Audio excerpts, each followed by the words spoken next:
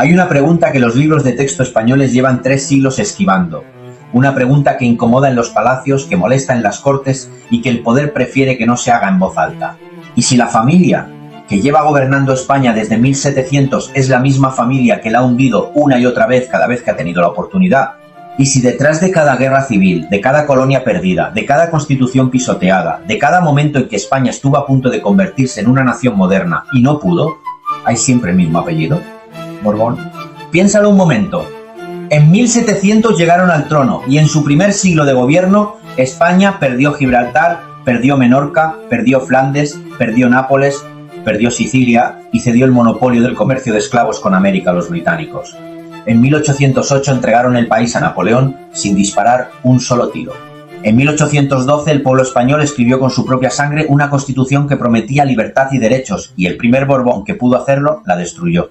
En 1898 perdieron Cuba, Puerto Rico y Filipinas, los últimos restos del mayor imperio que el mundo había conocido. En 1923 uno de ellos apoyó una dictadura militar contra su propia constitución. Y en 2014 otro abdicó perseguido por escándalos de corrupción que todavía hoy siguen sin resolverse del todo. 3 siglos, el mismo apellido, el mismo patrón. Quédate porque lo que estás a punto de escuchar no lo encontrarás en ningún libro de texto. Pero cada dato es historia real. La historia que España Verso rescata del olvido. Si esto ya te ha encendido, imagínate lo que viene. Dale a me gusta ahora mismo, suscríbete a España Verso y activa la campanita. La historia que nadie te cuenta está aquí. Vamos allá. Para entender lo que los Borbones hicieron con España, hay que entender primero lo que era España antes de que llegaran. A finales del siglo XVII, España seguía siendo formalmente el mayor imperio del mundo. Tenía territorios en América, en Asia, en África y en Europa. Tenía el oro y la plata del Nuevo Mundo. Tenía una tradición militar que había dado a Europa a algunos de sus mejores generales. Tenía cultura, tenía arte, tenía a Cervantes y Velázquez y Góngora. Tenía también problemas enormes, una economía frágil, una aristocracia parasitaria y una iglesia con demasiado poder. Pero tenía algo que vale más que todo eso. Tenía futuro. Tenía la posibilidad de reformarse, de modernizarse, de convertirse en lo que Inglaterra o Francia estaban convirtiéndose al mismo tiempo. Esa posibilidad murió con Carlos II en 1700. Carlos II fue el último Austria, el rey más trágico de la historia de España. Un hombre tan enfermo desde su nacimiento, consecuencia directa de generaciones de matrimonios entre primos dentro de la propia familia Habsburgo, que a veces se pregunta cómo logró sobrevivir hasta los 39 años. No pudo gobernar con efectividad, no pudo tener hijos, y al morir dejó un testamento que convirtió España en el campo de batalla de las ambiciones europeas. Le dejaba el trono a Felipe de Anjou, nieto del rey más poderoso de Europa, Luis XIV de Francia. El problema era que toda Europa sabía exactamente lo que eso significaba. Si un Borbón gobernaba España y otro gobernaba Francia, los dos imperios más grandes de Europa occidental quedaban unidos bajo el mismo apellido. Y eso no lo iba a tolerar nadie. Lo que siguió fue la Guerra de Sucesión Española. 13 años de guerra, ejércitos extranjeros recorriendo la península de norte a sur, ciudades bombardeadas, poblaciones enteras obligadas a elegir bando en un conflicto que no habían buscado y que no tenía nada que ver con sus vidas. Castilla apoyó a Felipe. La corona de Aragón, Cataluña, Valencia y Aragón se alinearon con el pretendiente austriaco Carlos de Habsburgo. España se partió en 2 mitades que se miraban con odio, mientras los ejércitos de media Europa decidían quién iba a sentarse en el trono de Madrid. El primer regalo de los Borbones a España fue una guerra civil antes de que hubieran gobernado un solo día. En 1707, en la batalla de Almansa, las tropas borbónicas aplastaron a los austracistas y Felipe V demostró inmediatamente qué clase de rey iba a ser. Las ciudades que habían apoyado al bando perdedor fueron castigadas con una brutalidad que no tenía nada de política y mucho de venganza personal. Valencia, Zaragoza y Barcelona vieron abolidas sus instituciones históricas, sus fueros, sus derechos y sus leyes propias, no como medida de modernización administrativa, sino como castigo. El mensaje era claro. Habéis estado con el enemigo, ahora aprended lo que cuesta equivocarse de bando. En 1713 se firmó el Tratado de Utrecht y Felipe V fue reconocido oficialmente como rey de España. Pero el precio que pagó por ese reconocimiento fue de los que duelen durante siglos. Gibraltar y Menorca pasaron a manos británicas. España perdió Flandes, los territorios de los Países Bajos españoles, que habían sido parte del imperio durante casi 2 siglos. Perdió Nápoles, Sicilia y Cerdeña. Y entregó a Inglaterra el asiento, el monopolio del comercio de esclavos con América, la fuente de ingresos más lucrativa del comercio atlántico. Felipe V había ganado el trono, pero para conseguirlo había desmembrado el imperio. Y los que vinieron después de él siguieron el mismo camino con una consistencia que asombra. Felipe V fue un rey profundamente inestable.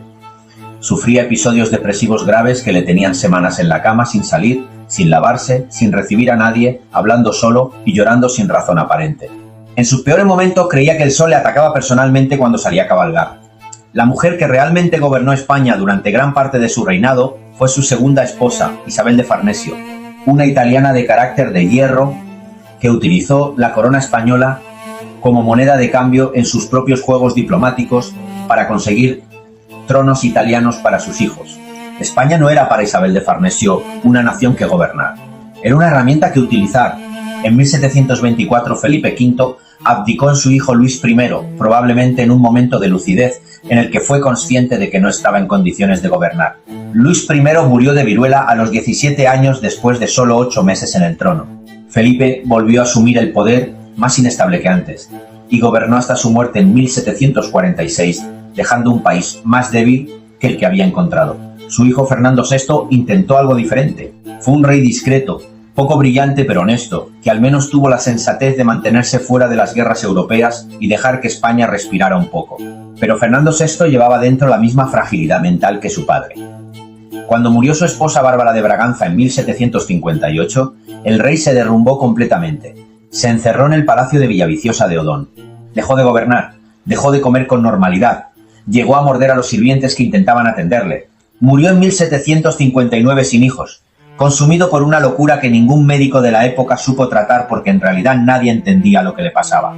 Llegó entonces Carlos III y durante un momento breve y luminoso pareció que los Borbones podían ser algo diferente. Carlos III fue el rey ilustrado que España necesitaba y que llegó demasiado tarde.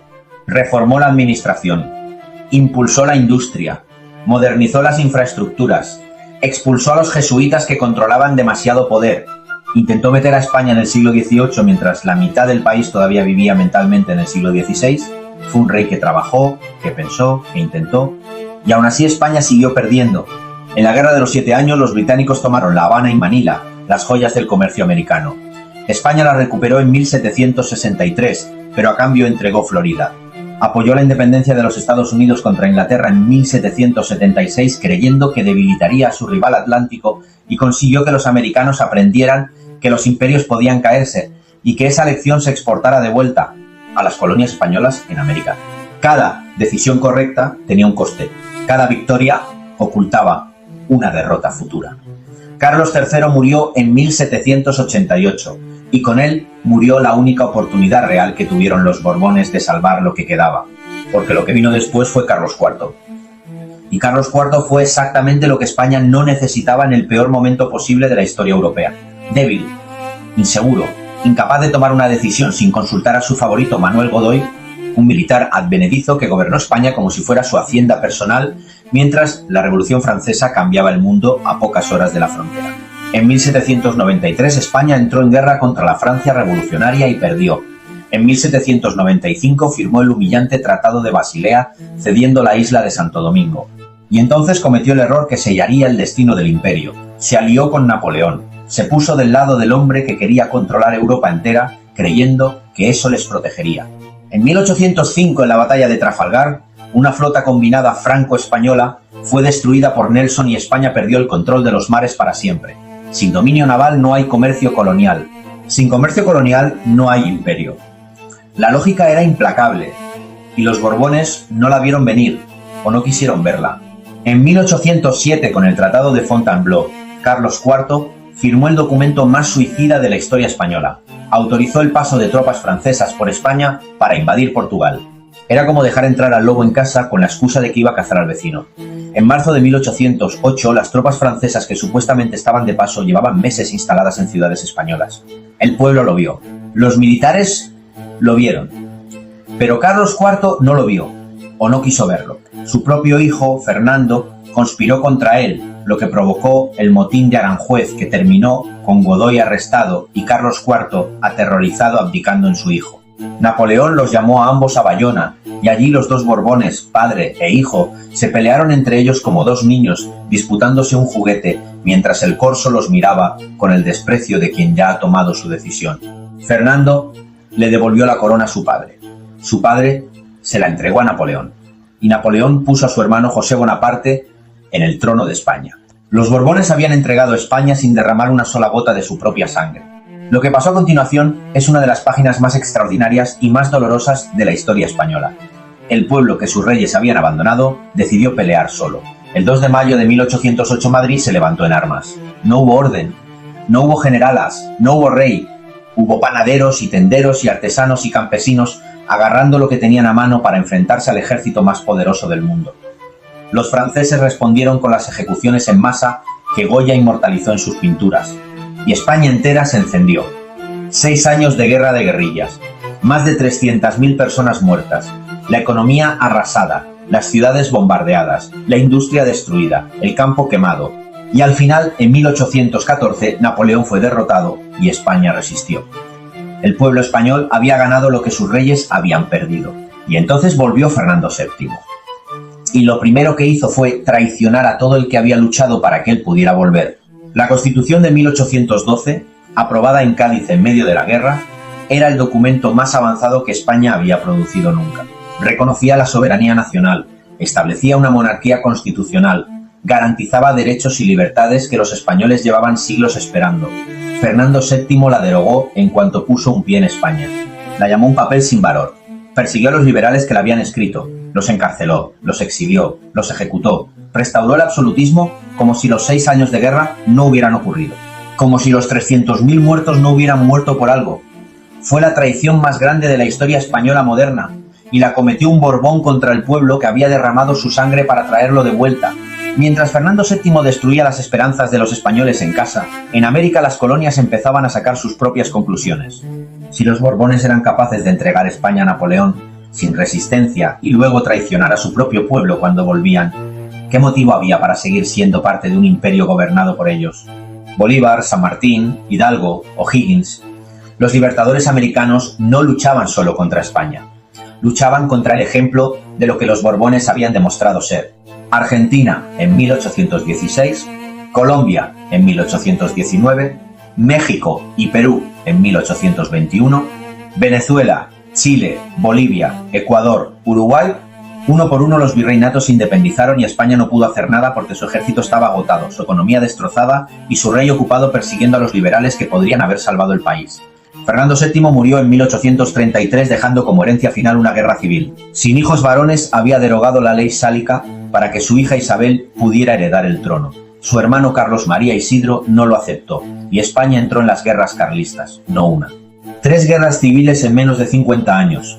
Liberales contra absolutistas, isabelinos contra carlistas, españoles contra españoles en una sangría interminable que dejó el país en ruinas generación tras generación.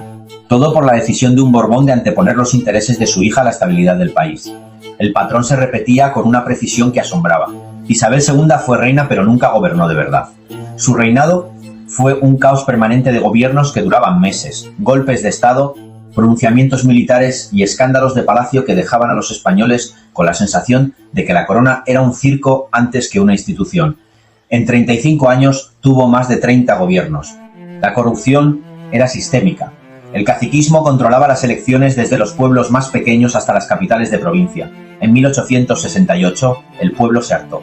La Revolución Gloriosa la expulsó del trono y España se embarcó en la aventura más caótica de su historia moderna. Buscó un rey nuevo y encontró a Amadeo I de Saboya, un italiano que llegó con buena voluntad y se marchó 3 años después convencido de que España era ingobernable. En 1873 se proclamó la Primera República.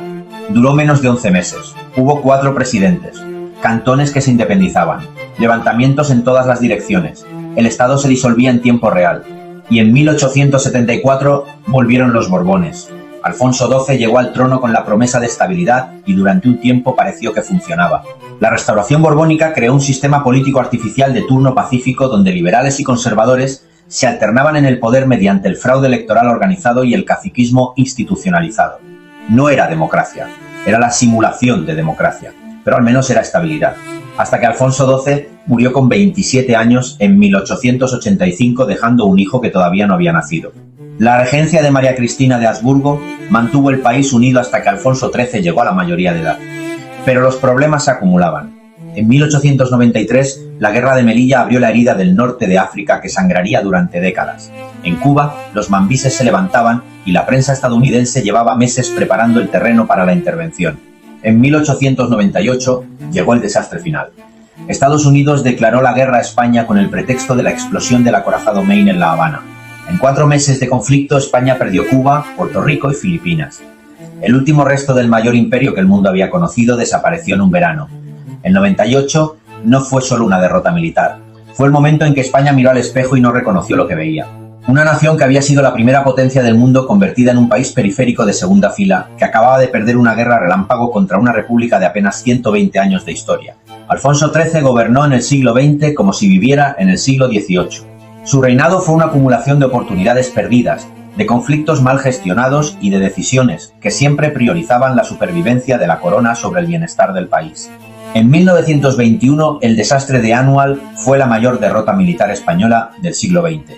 13.000 soldados muertos en el Rif marroquí por la incompetencia de una cadena de mando que llegaba hasta el propio palacio. Las investigaciones parlamentarias que siguieron apuntaban hacia el rey. Y en 1923, Alfonso XIII tomó la decisión que sus antecesores habían tomado antes que él cuando las cosas se ponían difíciles. Apoyó el golpe de estado del general Primo de Rivera. Traicionó la Constitución que había jurado defender para salvar su propia posición. 7 años después, cuando la dictadura de Primo de Rivera se derrumbó, la monarquía se derrumbó con ella. En las elecciones municipales de 1931, las ciudades españolas votaron masivamente por la República. Alfonso XIII huyó de España sin abdicar formalmente, sin dar la cara, sin asumir ninguna responsabilidad por nada de lo que había ocurrido bajo su reinado. España tuvo entonces su segunda república, y tuvo también su guerra civil más devastadora, y tuvo 40 años de dictadura. Y cuando en 1975 murió Franco y Juan Carlos I fue proclamado rey, muchos españoles miraron ese momento con una mezcla de esperanza y desconfianza perfectamente justificada por la historia. La esperanza resultó fundada en aquel momento. Juan Carlos I condujo la transición a la democracia con una habilidad que sorprendió a quienes esperaban lo peor, pero los genes borbónicos son persistentes.